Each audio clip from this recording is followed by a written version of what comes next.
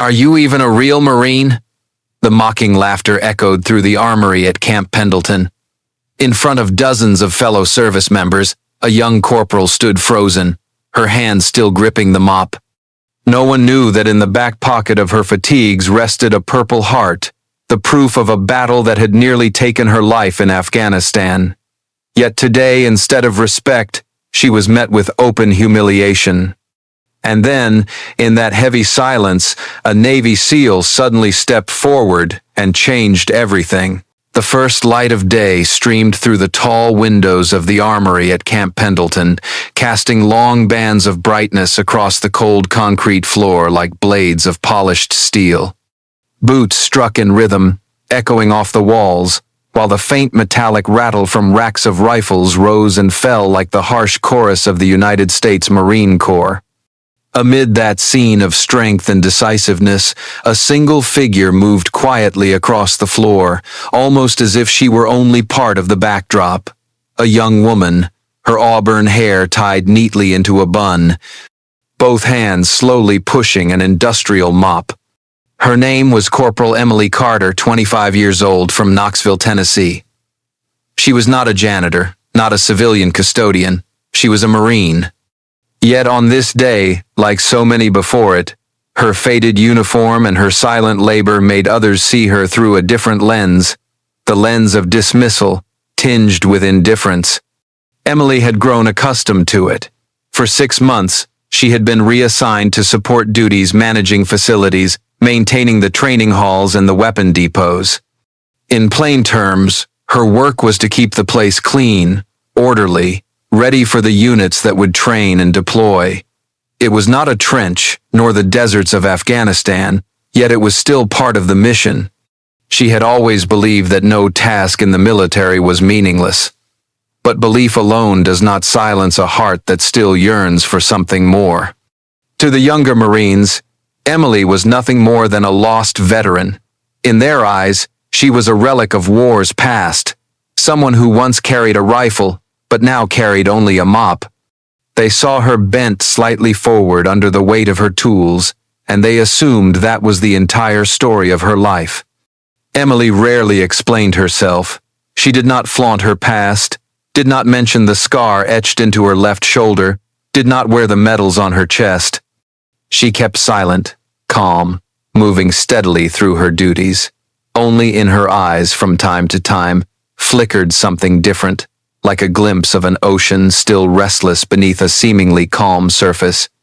Each morning as she pushed the mop down the long corridors, Emily would overhear the chatter of young Marines.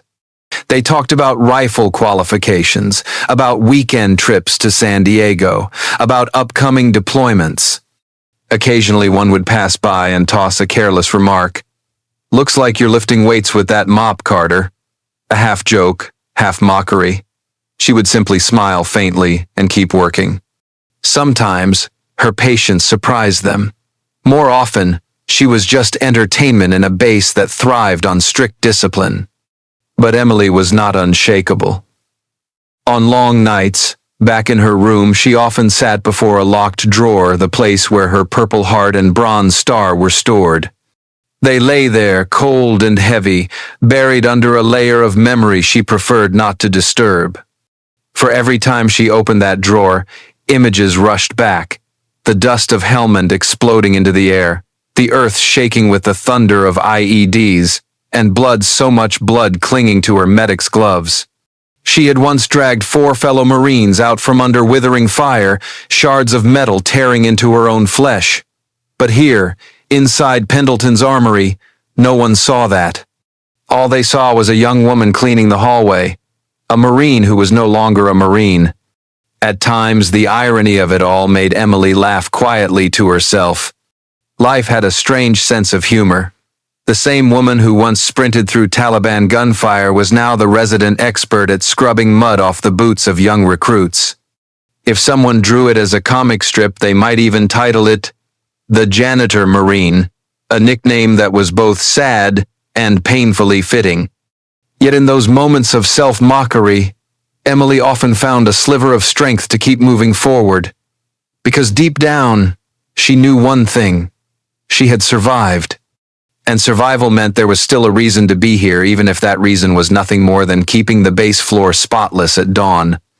Her heart had grown used to carrying wounds. Still, each time she walked past the armory, catching a sneer or a half smile of contempt, the familiar ache returned, not out of vanity, but because she remembered vividly. There had been a time when the very same uniform she wore earned her the eyes of trust and gratitude, when lives quite literally rested in her hands. Now, all of that seemed to have vanished, and what remained for Emily was silence.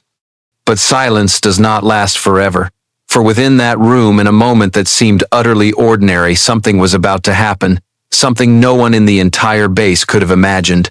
There is a truth that few inside the base know. Before she ever held a mop, Corporal Emily Carter once carried a different burden, heavy, brutal, and soaked in fire and blood. She had deployed twice to Helmand, Afghanistan, a place whose very name is enough to make many veterans shiver. The desert stretched endless, the sun burned the skin like iron, and every dirt road could hide a deadly trap. Any soldier who set foot there brought home at least one scar etched either on the flesh or deep within the mind. The ambush came on what seemed like a calm morning. Emily's medical convoy was moving slowly when an explosion ripped the ground apart. An IED detonated beneath the lead Humvee. The shockwave hurled the desert dust skyward, billowing into a choking cloud. For several seconds, the world was nothing but ringing in the ears and the acrid blend of gunpowder, smoke, and scorched metal. When the haze cleared, Emily saw her comrades trapped in twisted wreckage. Flames burst from the ruptured fuel tank, cries for help echoed through the smoke, and enemy fire opened up from the distant ridgelines. Her body convulsed as shrapnel lodged deep in her left shoulder, a bullet grazing her ribs. Yet instead of retreating, Emily crawled into the kill zone, not once, but 3 times. Each time she dragged a fellow Marine out of death's grip, her gloves soaked in blood, sweat mixing with the scorching sand. Her back scraped against the dirt, her head pressed so low it was as if she were trying to merge with the desert floor itself. 4 Marines survived that day because of her unflinching recklessness. When the battle ended, the official record tallied only 47 minutes of combat, but to Emily, it stretched as long as a lifetime. The price was carved not only into her body, but into wounds unseen. At night, she still heard the IEDs blast in her dreams, waking drenched in sweat, heart pounding as if she were still pinned in that barren wasteland. The military awarded her the Bronze Star and the Purple Heart. The ceremony was solemn, the American flag rippling, the officer's voice booming with words of praise. The entire base applauded. But when the lights dimmed, when the ceremony ended, Emily knew the only reward that mattered was that 4 of her brothers in arms went home alive to hold their parents, to hold their children, to live their ordinary days again. That is why she rarely spoke of it. The medals were folded away, hidden inside a locked drawer in her barracks.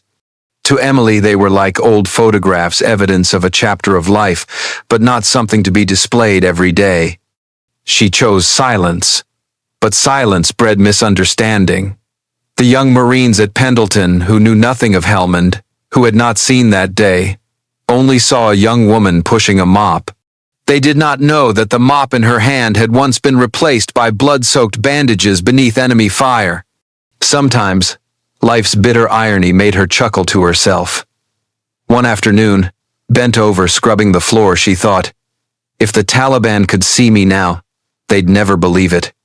From the girl crawling through gunfire to the expert at polishing boots, the thought made her laugh, but deep inside, the emptiness still clung to her. Because she knew well, the sleepless nights of PTSD, the stabbing pain in her shoulder, were the very reasons she had been reassigned to support. No one said it outright, but Emily understood. Out there, the front lines needed bodies that were strong, quick, and unburdened by ghosts. She no longer qualified, and so, the hero of yesterday became today's janitor. Yet, even pushed away from combat, Emily never disdained her duties. She believed every job, no matter how small, kept the great machine turning.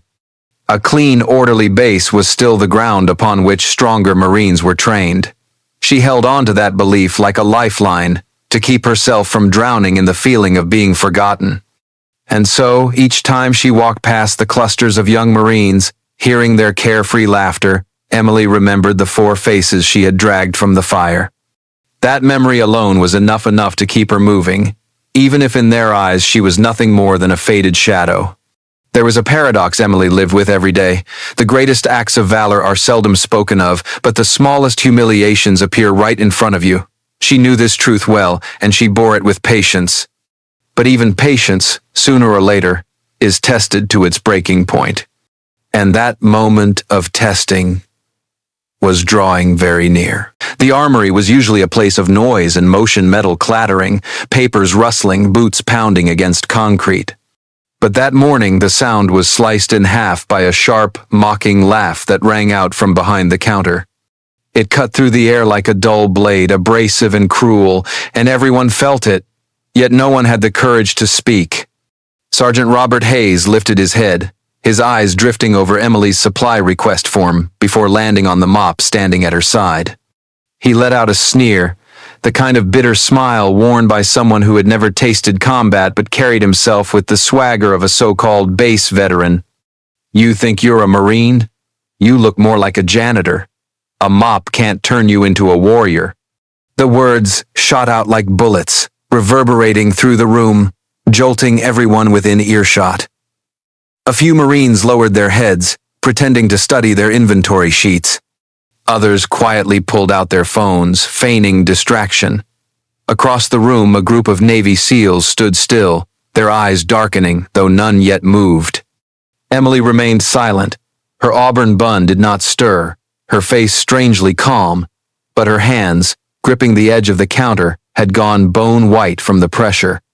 In the pocket at her back, the Purple Heart pressed into her skin, a reminder of a past no one here had witnessed, a past purchased with blood and with pain that had never fully left. And yet, in this moment, all anyone saw was a woman with a mop and a sergeant wielding words like a whip.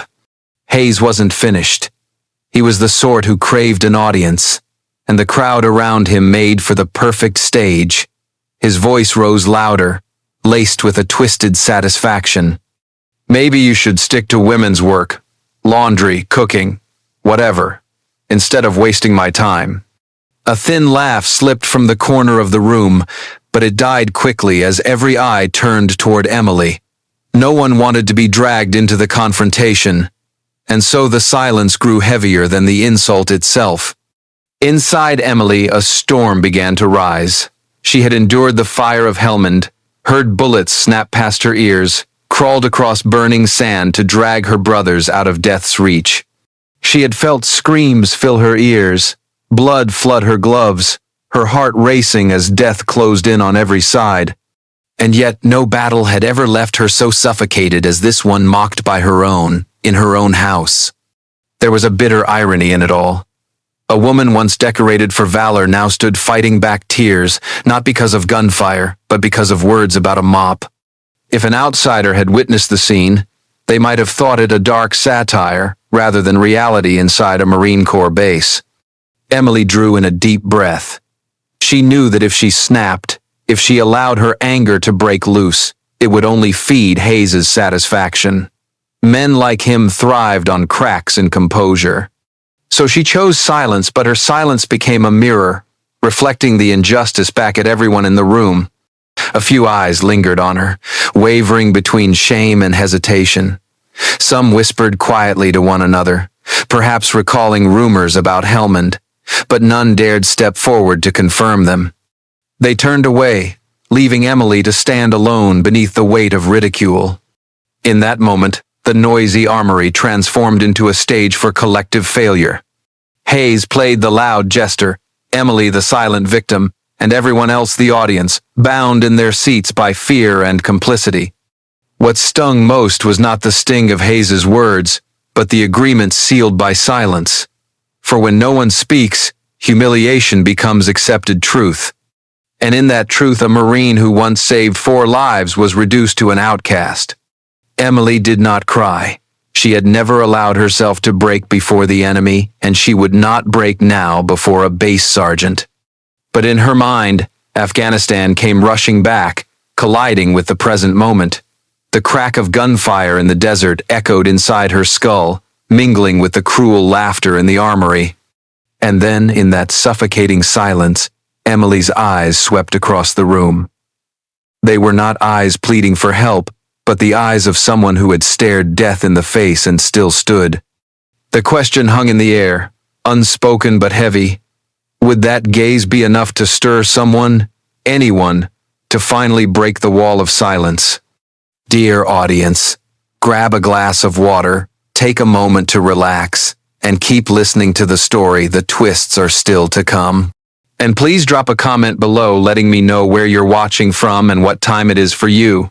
It's always a joy to see who's joining us from around the world. Drop a 1 in the comments if you find this story gripping, so we can keep bringing you more captivating tales. As the air inside the armory grew thick with heavy silence, there was one man who could not turn away like the others.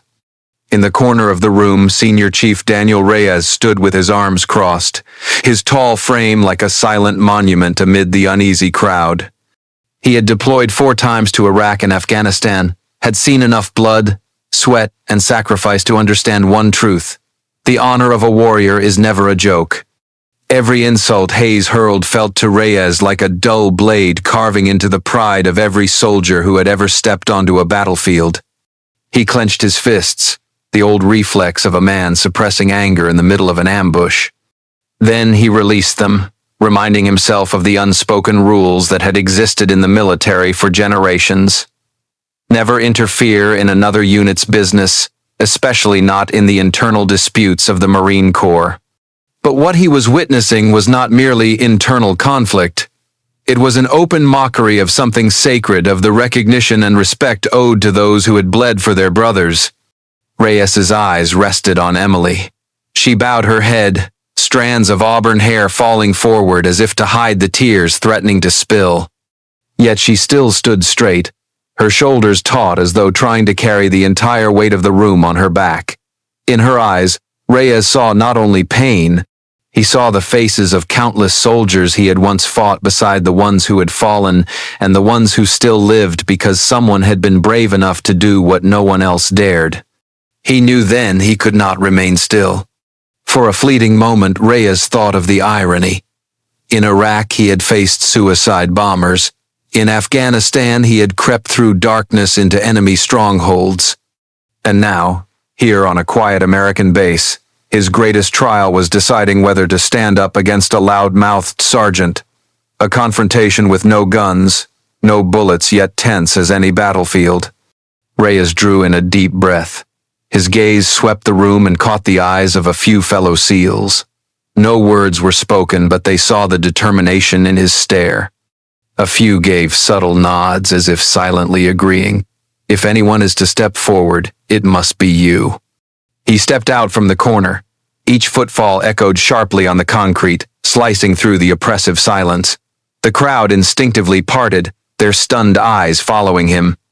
Hayes flinched, his mocking grin faltering, though he quickly forced it back, reminding himself this was not SEAL territory but Marine ground. But Reyes cared nothing for those blurred lines. To him, there were only 2 kinds of men, those who honored the code of warriors and those who had forgotten its worth. He stopped at the counter where Emily stood as if rooted to the floor. Without a word, Reyes stooped and gathered the torn pieces of her supply request from the ground. Small fragments of paper, yet each one carried the weight of public humiliation. Carefully, he laid them back upon the desk before her, an act of quiet restoration in the midst of chaos. The silence stretched so long it seemed the very heartbeat of the room could be heard. Emily lifted her eyes and met Reyes's gaze. In that look, she recognized not pity, but acknowledgement. The acknowledgement she had longed for through all the months of being pushed to the margins. Hayes shifted nervously behind the counter, masking his unease with his usual air of superiority.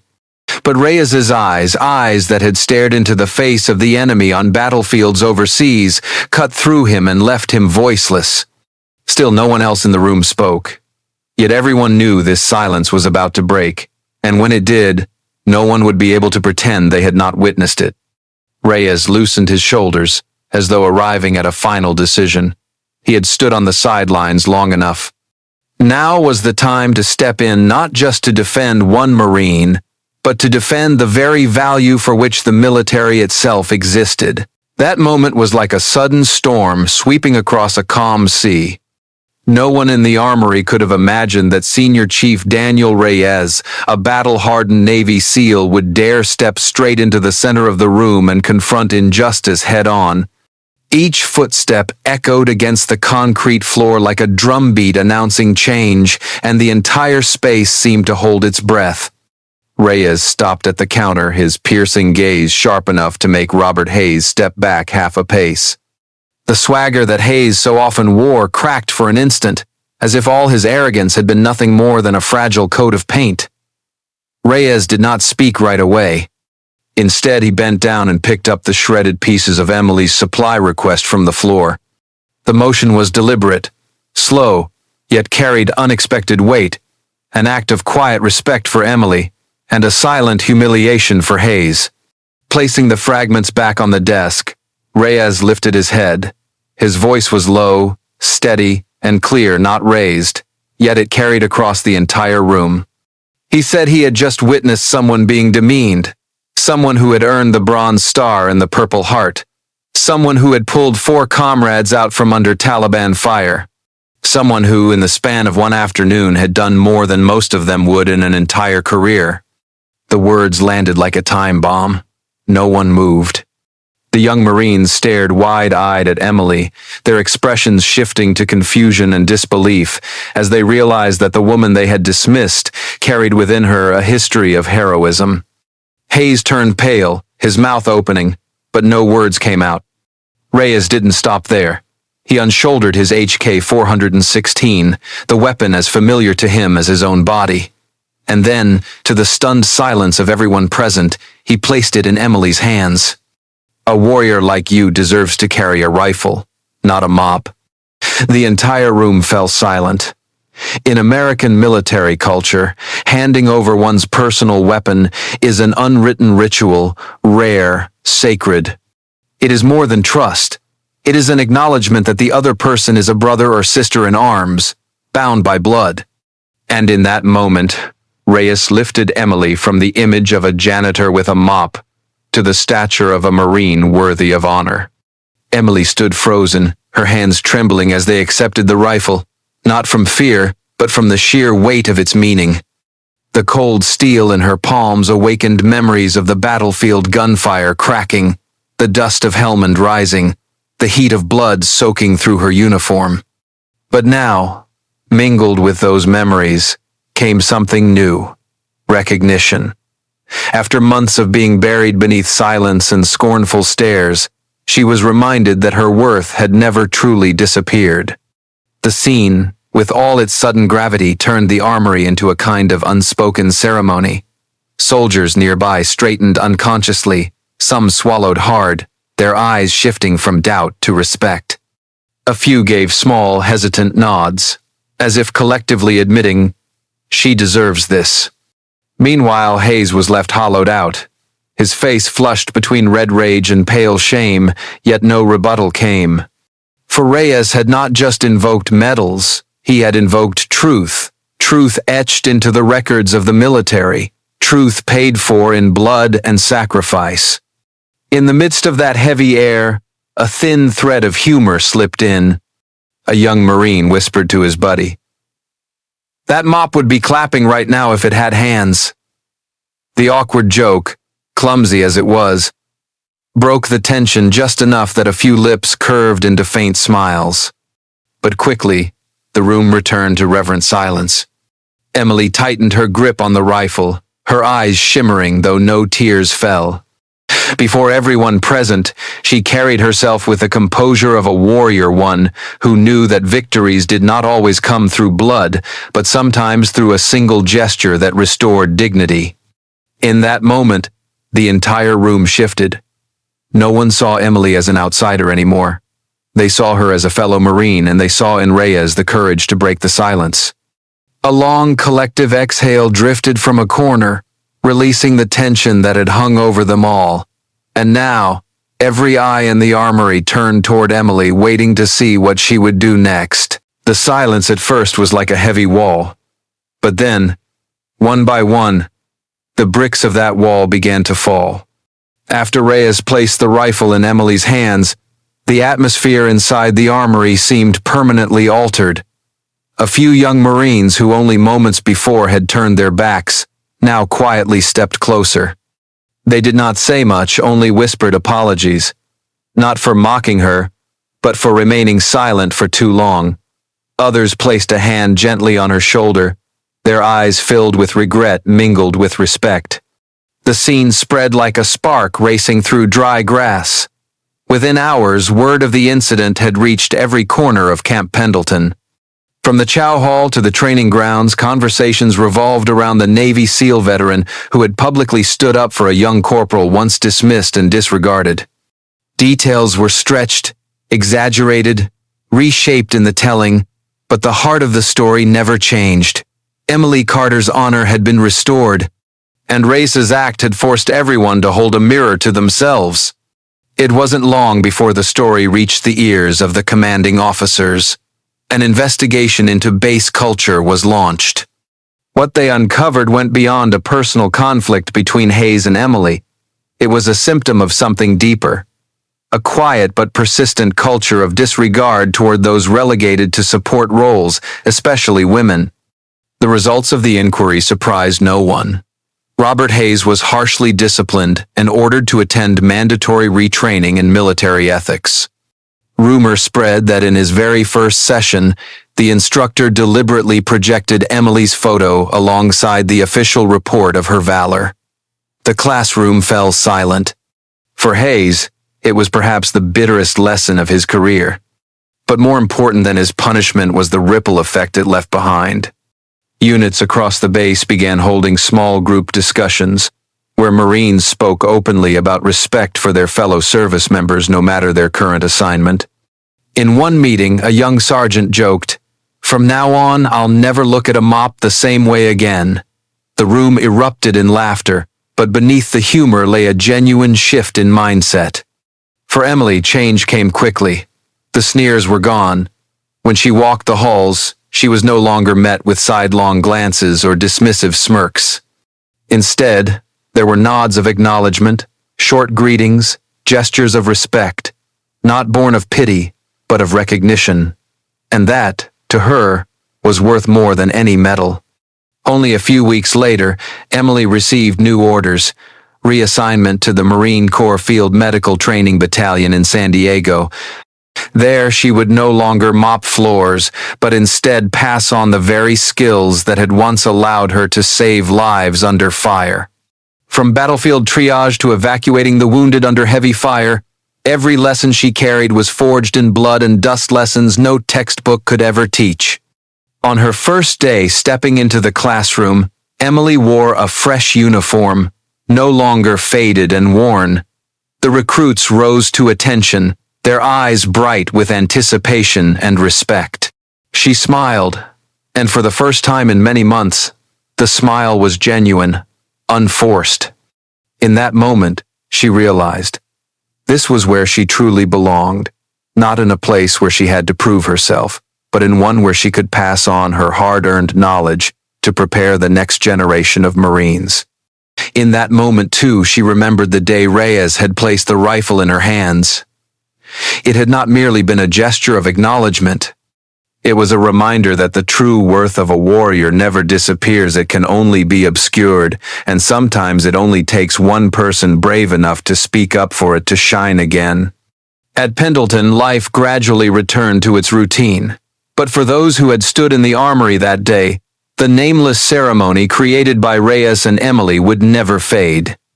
They told and retold it, each time carrying the same message: look beyond the mop, beyond the assumptions, and see the true warrior within. And perhaps, at other bases across America, When this story was heard, young Marines would quietly ask themselves, if I had been there, would I have stayed silent like the others? Or would I have had the courage to step forward? 3 weeks after the incident in the armory, on a late afternoon, Emily quietly placed a small box on Senior Chief Daniel Reyes's desk. Inside was the HK-416 he had once handed to her in front of an entire room. Tucked beside it, folded neatly like a page from a journal, was a handwritten note. The handwriting was firm, yet betrayed a faint tremor. I don't need a rifle to know I am a warrior, but thank you for seeing me when others turned away. Reyes unfolded it, read, and gave a slight nod. What he found there was not weakness but the resolute affirmation of someone who had reclaimed herself. And perhaps that was the reward he had never expected, but valued more than anything. That same day, at the Marine Corps Field Medical Training Battalion in San Diego, Emily walked into her new classroom. The room was small but alive with energy, the faces of young recruits, men and women who had just passed through the gates of training, brimming with eagerness and fire. When she entered, the entire class rose in greeting. None of them knew the full story of the armory, but all of them sensed something different in the way she stood tall, an authority that needed no introduction. In her hands there was no mop. Instead, she carried a thick binder of teaching notes filled with hand-scribbled details on combat medicine, casualty evacuation, and trauma care under fire. She smiled a quiet smile, but one utterly unlike the strained expressions of months past. It was the smile of someone who knew she was exactly where she belonged, doing something that mattered. The closing symbol was subtle but powerful. The mop, once a mark of scorn, was now only a memory. In Emily's heart, the strongest weapon was not the rifle that had once saved her, but recognition and courage, both her own and that of those who had dared to stand with her. And like every meaningful story, the effect did not end with one person. At Pendleton, people still spoke of the nameless ceremony of that day. A corporal once dismissed, a Navy SEAL who had broken the silence. It became a story, passed from the chow hall to the training fields, even whispered around coffee pots in idle hours. Sometimes young Marines would half joke, half mean it. Careful today, it's just a mop, but tomorrow it might be a Bronze Star. The line drew laughter, but also reflection. Emily did not need all of that to keep moving forward. For her, the greater purpose was the work itself, training the next generation. Each time she saw recruits' eyes brighten at a story from Helmand, or watched their trembling hands learn to bandage in a simulated firefight, she knew her hard-earned, blood-soaked experience had not gone to waste. It had become a shield for those who were about to step into the unknown. One weekend afternoon, as Emily left the training hall, she stumbled upon a group of recruits gathered around an industrial mop leaning against the corridor wall. One of them quipped, "Maybe this is the Marine's secret weapon." The group burst out laughing, then turned their eyes toward her, not in mockery, but in anticipation of her response. Emily paused, smirked, and said, "If you know how to use it, anything can be a weapon." The laughter rose again, but this time it rang with respect. In that moment, she realized the mop that had once brought her pain had transformed into another kind of symbol: resilience, the power to rise from any circumstance, and even the humor that soldiers needed to endure heavy days. At a deeper level, the story carried a lesson for everyone. No one should be judged solely by what they are doing in the present. Every veteran carries within them unseen battles, sacrifices invisible to outsiders. What matters is whether someone has the courage to see, to acknowledge, and to speak the truth when truth has been buried under prejudice. 3 months later, when the graduation of the recruit class took place, Emily stood among the instructors. As the recruits tossed their caps into the air, she saw pride and hope shining in their eyes. In her own heart, a painful part of memory seemed soothed. She knew her path was far from over. Because from this moment on, she was not just the Marine who had once saved 4 lives in Helmand. She was a teacher, a quiet symbol of endurance, a living testament to the saying, "Honor is not in the job you do, but in the way you have lived and continue to live." And you, my dear audience, brace yourselves for the next twist in this jaw-dropping story. So, before you get too cozy, take a moment to like the video and subscribe, but only if you're truly loving what I'm doing here. And drop a comment below letting me know where you're watching from and what time it is for you. It's always a thrill to see who's joining us from all corners of the globe. The sharp crack of a beer glass shattering on the wooden floor rang out like a starting gun, instantly swallowing every laugh and murmur inside Murphy's Roadhouse. A heavy silence descended as Viper Jackson, infamous for the snake tattoo coiled around his neck, lunged forward, his hand like a steel clamp gripping the collar of the small woman bent over cleaning a table. "You think you're special, huh?" His voice was hoarse, icy, slicing through the air like a blade. The stench of whiskey poured from his breath, mingling with the raw threat glinting in his eyes. "I'll only ask once, sweetheart. Is this bar going to pay for protection? Or is this bar going to burn in flames?" Elena Rodriguez kept her head bowed, shoulders trembling slightly as if resigned, looking no different than a frail, forgettable prey. But 10 bikers from the Desert Vipers motorcycle club slowly rose to their feet, circling around her like a pack of hunters, danger thickening in the air. All that could be seen was just an ordinary woman, fragile, easy to overlook. Yet in only 15 minutes, it would be Viper Jackson himself kneeling, trembling, begging for forgiveness from the very woman who seemed so harmless. All right, before you take your seat, take a few seconds to like the video and subscribe to the channel, but only if you truly resonate with what I'm sharing, and leave a comment below to let me know where you're watching from and what time it is right now. It's always fascinating to see people joining us from all over the world. Her name is Isabella Izzy Morales, 37 years old. To most people at the Redwood Saloon, Izzy was nothing more than part of the familiar backdrop. A small figure slipping quietly among the loud laughter, the sharp clink of glasses, and the cling of cigarette smoke that had seeped deep into the old wooden walls. To the regulars, she was simply the woman who poured the beer with the right label they liked, wiped down the table the moment a wet streak was left behind, and then vanished silently back toward the counter, as if she had never been there. She spoke so little that sometimes people wondered if her voice truly existed beyond the occasional yes right away, or would you like anything else? Some customers liked to joke that if there were ever a contest for the least talkative server in California, Izzy would win the trophy without even opening her mouth. Yet her silence never felt unpleasant.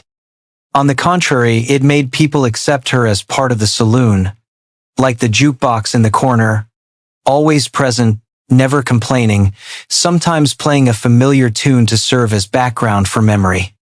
Izzy lived so privately that even coworkers who had shared shifts with her for months knew nothing about her. No one had ever heard her speak of parents, siblings, or any past romance. If anyone grew curious enough to pry, she would only give a faint smile and deflect, turning to polish a glass with such focus as if the clarity of that cup alone held up the weight of the world. And for that reason, she became a quiet mystery within the very place people came to shed their own weariness and curiosity. The regulars whispered behind her back, spinning their own theories. She must have gone through something terrible. Just look at the way she keeps her head down. Come on, staying that silent means one of two things. Either she spent time in a monastery, or she just got out of prison. Of course, it was all just drunken talk. But at times, in the dim light of the bar, when Izzy stood silently at the end of the counter, people couldn't help but feel there was something deeper hidden behind that quiet figure. Izzy's work was never flawed. She arrived on time, left on time, never once caught complaining or frowning. The way she arranged the bottles behind the counter was so neat it could soothe even the most obsessive-compulsive mind. Once, a hulking, drunken construction worker, watched her polish every corner of a table and burst out laughing. "Hey girl, if an atomic bomb ever dropped, I bet my table would still be spotless thanks to you." Izzy only lifted her head with a faint smile, adding nothing more. Yet a few people noticed more than the rest. Among them was Sheriff Richard Hayes, a graying man, his face weathered by the desert sun of the Middle East, where he had served 2 tours in Iraq. Hayes was not the type easily fooled by appearances. He had sat in the corner of the saloon, sipping black coffee, quietly observing Izzy. He noticed what others missed, the way she always positioned herself near the door, how her eyes never rested but swept across the room as if scanning for threats, or her habit of keeping her back against the wall whenever she paused. These were not the habits of an ordinary server. They were instincts sharpened, ingrained. Hayes had never told anyone, nor had he ever approached Izzy to ask. Partly out of respect for her privacy, partly because deep down, he understood that sometimes a person's past is best left in the shadows. Instead, he chose silence, watching from afar, like a soldier accustomed to waiting for the first sign before acting. Tonight, that sign was about to appear, and when it did, every assumption, every whisper, every dismissive glance would collapse. "And what about you? Have you ever sat beside someone who seemed entirely ordinary, yet thought to yourself, maybe they're hiding an entire story behind those quiet eyes?" The first sound heralding trouble was not a scream, but the familiar roar of Harley-Davidson engines rumbling from afar. It throbbed steadily like the beat of war drums, each pulse tearing through the quiet night along the suburban road leading into the Redwood Saloon. Hardly anyone inside needed to glance outside to guess what was about to happen. When headlights flashed and cast long shadows across the wooden walls, the entire room seemed to hold its breath. The Iron Serpent's gang had arrived. They needed no introduction. Their name had haunted local news for months, tied to mysterious fires, threats, and victims lying half-dead in hospitals. The people of Southern California called them the Desert Dust Storm, a storm no one wanted to be swept into. When the saloon doors swung open, the laughter inside dropped to silence, leaving only a few ragged breaths and the offbeat tapping of the old jukebox. Izzy Morales stood at the counter, a cloth in hand, her eyes lowered as if nothing unusual had happened. To the untrained eye, it was passivity, but to anyone watching closely, her movements were far too deliberate to be called coincidence. Cage Donovan, the gang's leader, entered like a self-proclaimed king. He was massive, thick-necked, his buzzed hair gleaming under the jaundiced lights. The tattoo of a giant serpent wrapped around his neck made anyone shiver at first glance, and he wasn't alone. More than a dozen of his men spread throughout the room, silently locking down the exits by seating themselves in strategic spots, a move carried out with the ease of men well practiced in enforcing violence. While everyone else tensed, barely able to swallow their last sip of beer, Izzy bent down to wipe a table. But what caught Sheriff Hayes' attention sitting quietly in the corner was not her feigned calmness, but the way she evaded. One of the bikers, gaunt, teeth chipped from meth, slapped his hand toward her backside as she passed. It was the kind of move common in bar harassment, and normally women either shrieked in shock or froze in fear. But Izzy was different. She shifted her body neatly, sliding out of reach, a motion so casual it seemed like she was simply stepping around a chair in her way. No fluster, no panic. And more importantly, her sidestep conserved every breath precise. Like a dodge drilled into muscle memory through repeated training. Hayes had seen such movement before, not in a bar, but in Fallujah. It wasn't the first time he'd noticed Izzy do something strange. He'd seen the way she folded napkins into perfect triangles, never a crease out of place. Each one identical, as if cut from a mold. That wasn't just neatness, it was discipline. And perhaps what Hayes remembered most, not once, ever, had she let her back face the door for too long. Whether serving, wiping tables, or arranging bottles, her eyes always tracked the entrance like a shadow. If asked, people might call it the habit of someone overly cautious, but Hayes knew better. That was the survival instinct of a warrior, someone always prepared for the worst. To the drunk patrons around her, Izzy was nothing but a timid, reserved woman, never laughing loud, never showing herself. But to a soldier who had survived the killing grounds, he recognized familiar traces. Vigilance forged in blood, silence heavy with pain, and a guardedness not to hide herself, but to conceal wounds that had never healed. Cage Donovan laughed boisterously, tossing a crumpled bill onto the counter, pretending to order a drink but really just flaunting control. The entire room sank into the thick atmosphere of violence about to ignite. Yet amid it all, Izzy kept wiping a streak of spilled beer, as if that was what truly mattered. Someone might have chuckled at such naivete. But to Hayes, he saw something else, the way a soldier hides a blade beneath a harmless shell. Those scattered signs, a deft sidestep, a precise fold of cloth, an eye that never wandered, were like puzzle pieces yet to be assembled. And they would soon form the answer to the question no one in the saloon had yet dared to speak. Who is this woman, really? Can you guess what will happen next? Take a moment, relax, and drop a 1 or I'm still here in the comments to keep listening. The air inside the Redwood Saloon was thick, like the layer of smoke that had clung for years to the wooden ceiling. Cage Donovan leaned back in his chair, a lighter clicking in his hand, each spark a reminder of the mysterious fires that had reduced 3 nearby bars to ash. He tossed out a number $5,000 a month as casually as if he were ordering another round of beer. But everyone understood that price was a threat wrapped in the disguise of a protection service. Izzy stood directly in front of him, both hands still resting on the cloth she held, her gaze lowered, as though the dried beer stains on the table were the most urgent matter of the night. Her reply came so softly that only those close by could hear it. I don't have the authority to decide. I just work here. Cage Donovan burst into laughter. The sound rolled through the saloon, the kind of laugh bullies love, the laugh of a man certain he held all the power. A few bikers joined in, their raspy chuckles blending with the stench of leather, gasoline, and hard liquor, creating a foul, oppressive mix. Then, in an instant, the laughter tore into the sound of ripping cloth. Donovan's hand shot out, seizing Izzy's loose shirt collar and yanking hard. Rip! The sharp sound cut through the room as if the very air had been slashed open. The white fabric split down the middle, revealing a black tank top underneath. For a moment, no one realized what had changed until the jaundiced light hit Izzy's bare shoulder. A tattoo appeared. Not a heart, not the name of an ex-lover like the bikers often flaunted, but the eagle, globe, and anchor, the immortal emblem of the United States Marine Corps.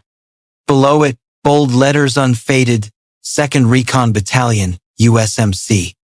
In that heartbeat, the saloon fell silent. A veteran at the counter, who had once served in Ramadi, unconsciously set his beer down, both hands trembling. Another man, his arms still marked with bullet scars, clenched his fist tight, his eyes widening as if he had seen a ghost from the past. Those who had worn the uniform knew at once. This was no decorative ink. It was a seal burned into the skin of those who had stepped into the killing grounds and come back when so many never did. Izzy Morales, the woman everyone had dismissed as a shadow, was not merely a barmaid. She had been a sergeant in Recon, the Marine Corps' elite reconnaissance force. Cage Donovan froze, his hand still gripping the torn fabric, though his hold slackened. Confusion flickered in his eyes. He couldn't immediately grasp what was unfolding, but his predator's instinct warned him. The prey before him was no longer weak. Izzy did not move. She stood firm, her breathing steady, as if accustomed to scrutiny, to tension so sharp it pressed blood into the temples. But somewhere within, a hidden switch had been flipped. Her posture shifted subtly, but enough for anyone with battlefield experience to notice. Her shoulders rose slightly, her chin lifted, and her eyes no longer lowered to the floor but locked straight onto the man clutching her torn shirt. In that instant, the long-held mask of resignation and fragility vanished, replaced by the commanding presence of a warrior. The patrons, mechanics, truck drivers, a few veterans remained silent. No one spoke, but all knew they had just witnessed the transformation. No gun, no shouted threat, only a tattoo and a stance strong enough to turn the entire game upside down. A young biker, still green-faced, tried to laugh in mockery, but the sound died in his throat the moment he met Izzy's gaze. That was not the gaze of a frightened woman. It was the gaze of someone who had stared directly into death and survived. Strangely, in that charged silence, someone thought to themselves, "All this time, I treated her like nothing more than a machine wiping tables." A mix of shame and respect quietly rippled through the room. At the corner, Sheriff Hayes sat motionless, but his eyes blazed. He knew exactly what he had just seen. It was the crack in the facade Izzy had worn for years, a fracture that exposed an entire hidden life she had fought to bury beneath that wrinkled white shirt. In years of war, Hayes had seen countless men and women transform in a single, unguarded moment. And now, in a modest California bar, he saw it again. A soldier's past erupting not with explanations, not with violence, but with a single tattoo that made the air so heavy no one dared breathe too loudly. The truth always finds its way out, and tonight, it had chosen this moment. Can a tattoo, a symbol etched into flesh, truly change the way an entire room sees a person in an instant? The atmosphere inside the Redwood Saloon shifted so abruptly it left everyone stunned. Just seconds earlier, the room had been suffocated by the raspy laughter and looming menace of the Iron Serpent's gang. But the moment the Marine Corps tattoo was revealed, the balance of power flipped like a sudden wave toppling a man who thought he stood at the peak. Cage Donovan froze, his hand still clutching the torn fabric but no longer with any force. His eyes flickered, confusion tangled with anger, as if his brain could not process what stood before him. What he had meant to rip in order to humiliate had instead torn away the very mask of weakness he needed to maintain dominance. Izzy straightened, her gaze no longer cast downward. She looked directly at Donovan, not fierce, not furious, but calm, so calm it was unsettling. And when she spoke, her tone was even, steady, yet heavy, as though delivering a verdict from the bench. Cage Donovan dishonorably discharged in 2014 for illegal arms trafficking. Now you're dragging around a pack of snakes to shake down roadside bars. No shouting, no insult, only cold, bare facts. Yet sometimes, truth carries more devastating force than any punch. His real name rang out in the crowded room, sharp as a bullet, piercing through armor. His men exchanged uneasy glances, their swagger faltering. They knew their leader never wanted his past spoken aloud. Others in the bar began to stir. An old mechanic, arms smeared with grease, rolled up his sleeves to reveal a faded Semper Fi tattoo. A young man, the dust of Afghanistan still clinging to his jacket, pulled back the fabric to expose a scar running from shoulder to bicep. They said nothing, but their presence alone was enough for Donovan to understand he no longer held the upper hand.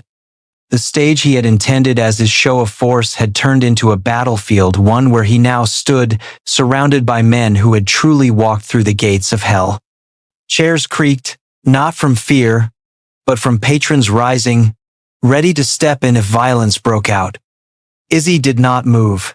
She didn't need to flex, clench her fists, or hurl threats. All her strength lay in her composure, in letting Donovan's own past condemn him, and in the simple truth that she was not alone. A long silence stretched out, broken only when Donovan swallowed hard.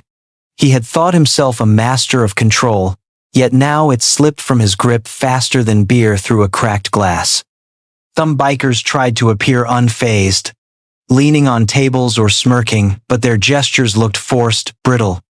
When collective strength begins to fracture, every man in the pack starts worrying only for himself.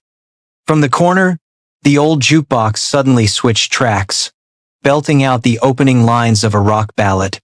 The offbeat sound drew a few bitter chuckles. It was a sour laugh, but enough to puncture the tension as if the universe itself had chosen to mock Donovan. He had come to intimidate, yet now he was cast as the butt of a joke no one wanted to join. Izzy didn't need to seize on the awkwardness. She simply stood there, letting silence do the rest. A silence so weighty it forced every man to confront a deeper fear not of weapons but of the eyes of those who had already stared into death. As Donovan's gaze swept the room, he no longer saw just mechanics or beer drinkers. He saw a circle of veterans, each carrying stories he could never comprehend. And he realized that if this went further, he would no longer control how it ended. Sheriff Hayes remained seated at the back, his weapons still holstered, but his eyes tracked every movement. He knew the decisive moment was coming, and what fascinated him most was the same question circling his mind. Izzy Morales, the woman who had hidden herself for years, what would be her next move to seal this standoff? In those tense seconds, even a single heavy breath could have sparked chaos. But Izzy chose another path. No shouting, no violence, no threats, only exposure. And for a man like Donovan, there is nothing more terrifying than being exposed. If you were in Donovan's place in a room full of veterans staring at you, as if you were an imposter, would you press on with bravado or retreat in silence? In that moment, everything seemed to stop. From his seat at the back of the room, Sheriff Hayes stepped forward, his hand resting lightly on his hip, a habit that had never left him, even though he carried no gun tonight. His steps were slow, unhurried, but carried a sense of finality. When he spoke, his voice was deep, steady, clipped, like the call of a bugle once sounded on the field. Mrs. Morales, do you want me to arrest him for assault? The entire saloon turned to Izzy. This was the moment they had all been waiting for. They wanted to know how the woman whose shirt had been ripped open, whose military past had just been laid bare, would choose to respond. A public arrest could end the standoff, put Donovan in cuffs, and let the law take its course. But Izzy shook her head. Number? The answer drew furrowed brows. But at once she continued, her voice not weak, but calm with a strange weight. He's going to do something else. He's going to apologize and leave, forever. No shouting, no threats, yet every word landed with the weight of an order issued on a battlefield. It was no longer the voice of a barmaid. It was the voice of a Marine Corps sergeant, one used to obedience in the crucible of survival. And then the unbelievable happened. Cage Donovan, leader of the Iron Serpents, a man nearly 6.5 feet tall, who had spread fear through the bars of Southern California, slowly sank to his knees. He was no longer a predator towering above the room, but a beast trapped in the circle of every gaze. His hands trembled, his head bowed, and in the dead silence, he stammered out 2 words no one had ever heard him say before. I'm sorry. A few patrons covered their mouths, too stunned to react. One construction worker whispered, God, I never thought I'd see this.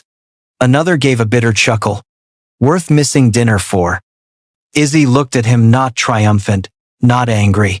She simply observed, as if weighing whether his apology was worth anything at all. Then her voice dropped lower, but carried like an engraving burned into memory. In Fallujah, my brothers laid down their lives to protect civilians. Compared to them, you are nothing. Leave. It wasn't an insult. It was truth so cold it stripped Donovan's apology into dust. In that room, he no longer had power, no longer had reputation. He was only an imposter, a man who had once worn the uniform and betrayed everything it stood for. Donovan rose, shoulders trembling.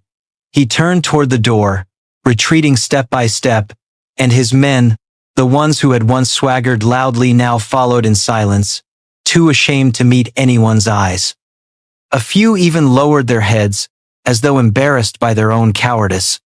The saloon exhaled, chairs scraped, spoons clinked against glasses again, but the atmosphere was not quite light.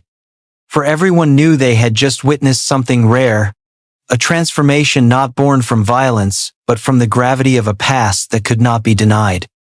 Izzy sat down, picked up the shredded shirt from the floor.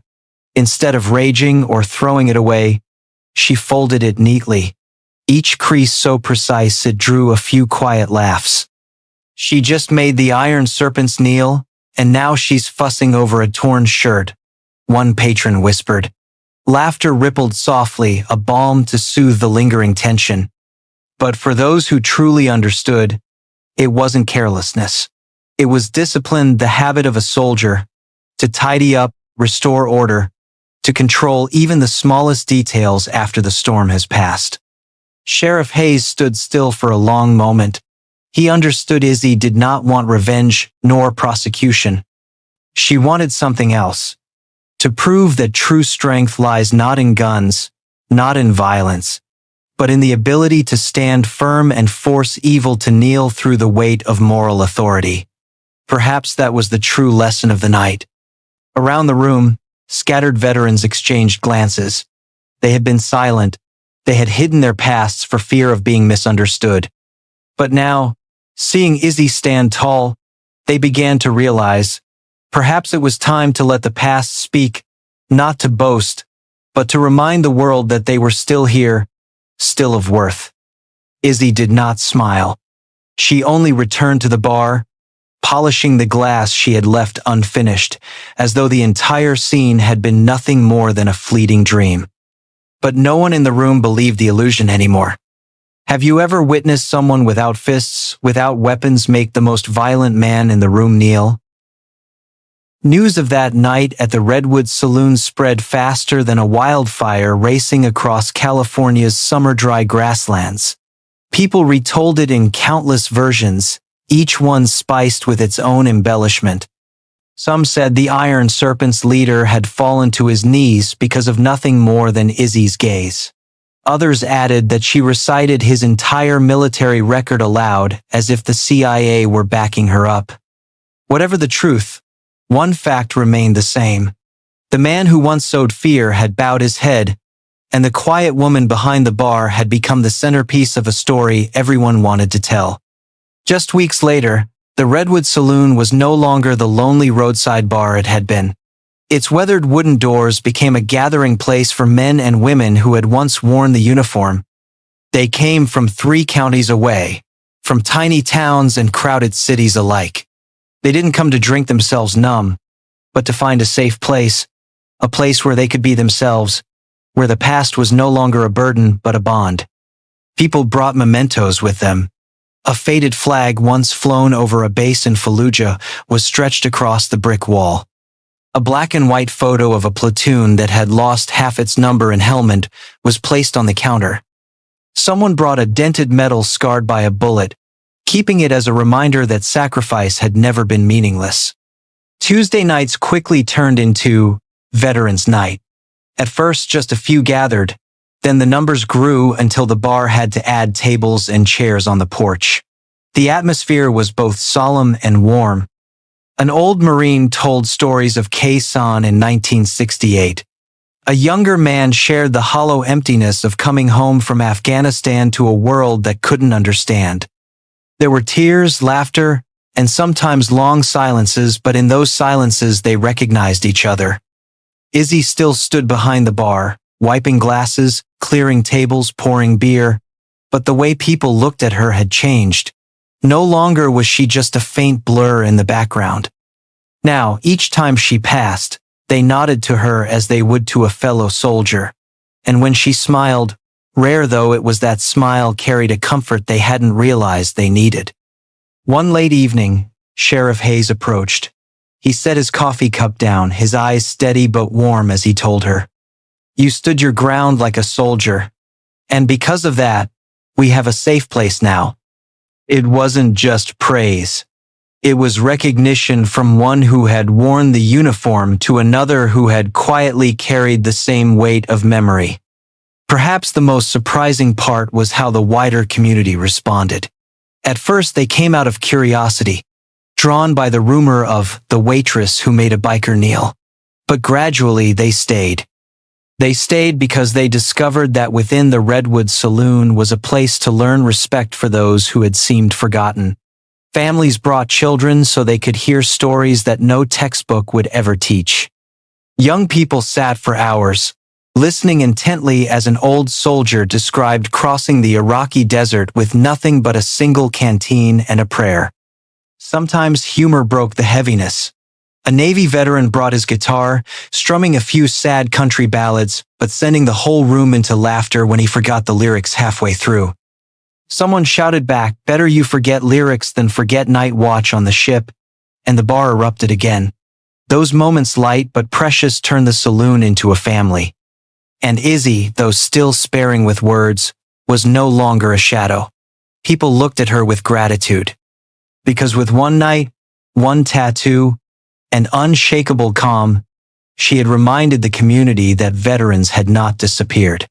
They were still here, still needed to be heard, still worthy of respect. More than once, Izzy felt the urge to step back, to escape the weight of admiration. But each time she thought of the shining faces during Veterans Night, she knew. Sometimes standing up isn't only about protecting yourself. It's about rekindling faith for an entire group that had stayed silent for far too long. Perhaps what moves us most is not the sight of a biker brought to his knees, but the way a woman chose dignity over revenge. Izzy Morales reminds us that sometimes strength does not lie in fists or gunfire, but in steadfastness, loyalty, and the ability to stand firm against evil. The Redwood Saloon is no longer just a bar. It has become a symbol of healing, a place where veterans reclaim their pride, where the community learns to honor quiet sacrifice. And perhaps, in each of our own lives, there are small Redwood saloons like this, places we must preserve so that memory and humanity are never forgotten. If this story touched your heart, leave a comment below. Have you ever witnessed an act of silent courage? Don't forget to hit like, share it with your friends, and subscribe to the channel so we can continue telling stories of healing that reach the soul. Because in the end, the most beautiful truth is this: Semper Fidelis, always faithful, always grateful.